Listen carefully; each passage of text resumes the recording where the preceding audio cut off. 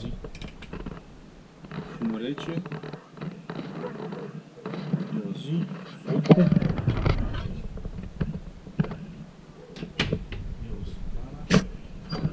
Și între timp au venit și colindătorii. Colindătorii care în fiecare zi apar câte 2-3 grupuri de 2-3 persoane. Bruno și el cu noi. Au început să bată la ușă colindătorii. Colindătorii noștri. Bruno!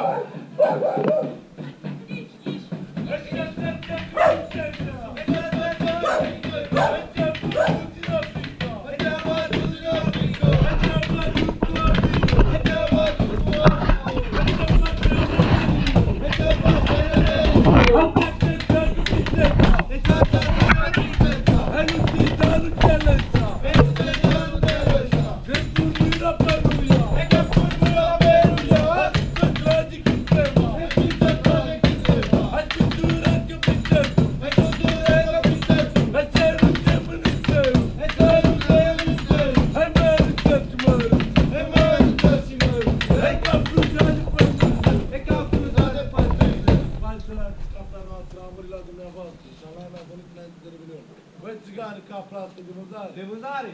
Iarbă mâncă. Mâncă? Trei mâncă. Mâncă? În lapte, da. Încearcă și mata. Amără ce bine, bă! Păi amără ce bine, bă! Hai că țările pe picior! Hai că țările pe picior! Hai că țările pe picior! Hai că țările pe picior! Hai nu te dă înțelegea! Hai nu te dă înțelegea! Hai nu te dă iubona!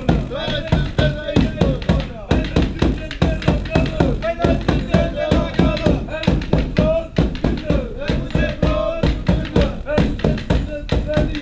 Și nu te sună cu străni! Hai te pupete cu străină! Hai te dă pe căpiteța! Hai că țările pe picior!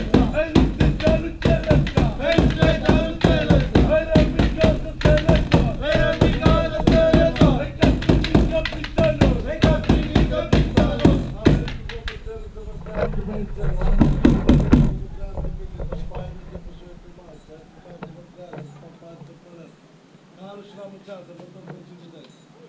Sărbători fericite! Băi, dar căprița la anul fără bocanci de șantier și dacă e o dea de capră ar fi mai... da. Ok, la anul capra mai... da, da, da. Sănătate, băieți, sănătate!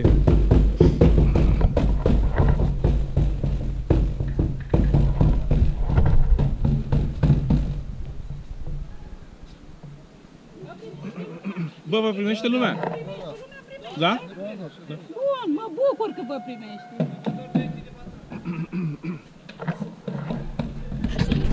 Sărbători fericite, patron. Au ciudată la.